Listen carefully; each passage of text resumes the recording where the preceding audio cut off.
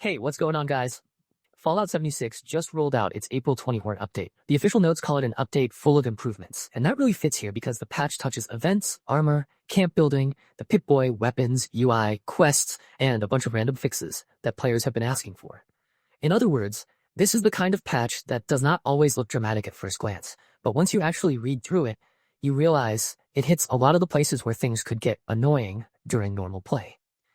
Bethesda's notes and the early coverage both point to a broad cleanup patch with a long list of fixes and balance adjustments, which is exactly what this one feels like. The event side of the update gets a noticeable boost, and honestly, this is the part that will matter most to a lot of people logging in every day.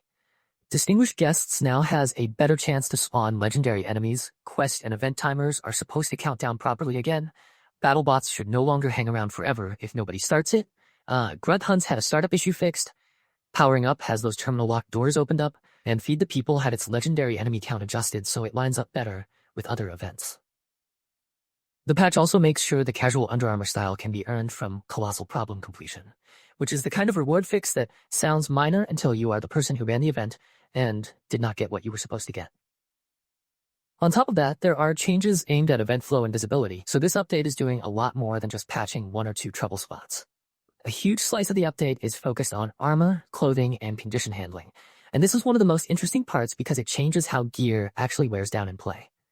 Bethesda says armor condition damage has been reduced overall, self-damage now punishes armor less, and the way condition damage is calculated has been reworked so it tracks more closely with how much damage the armor is really preventing. That means armor should generally last longer before breaking, and the patch also cleans up weird edge cases involving explosive and multi-projectile attacks, power armor, and weird behavior on some armor sets that were wearing out too fast.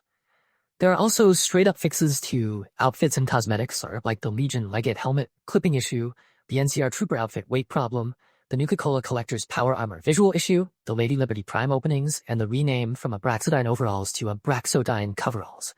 The notes even call out that the Deathclaw skin outfit no longer counts as a Mothman cultist disguise, which is exactly the kind of odd little interaction that makes these patch notes fun to read. The camp and workshop section is packed too, and this is where the update really starts to feel like a quality of life sweep for builders. The Raider Punk's radio name gets corrected, Collectron terminals now work properly in public workshops, allies and pets can be built in CMP again, the destroyed diner letters state was fixed, the blue Nuka-Cola billboard placement bug got solved, the Starlight Drive-In marquee now snaps correctly, and the fish tank display animation has been improved. Bethesda also fixed the visibility of the Armoire stash box in the workshop menu, the Mystery Magazine box loot issue, the Burning Springs weather machine VFX problem, and several blueprint and menu inconsistencies. Even the Pip-Boy got a hefty cleanup pass. Several items now have proper preview models, long radio station names resized correctly, D-pad scrolling is back in the effects and perks tabs, the inventory model refreshes when you switch view modes, the recipe book shows button hints again, and a bunch of controller and text display annoyances were addressed.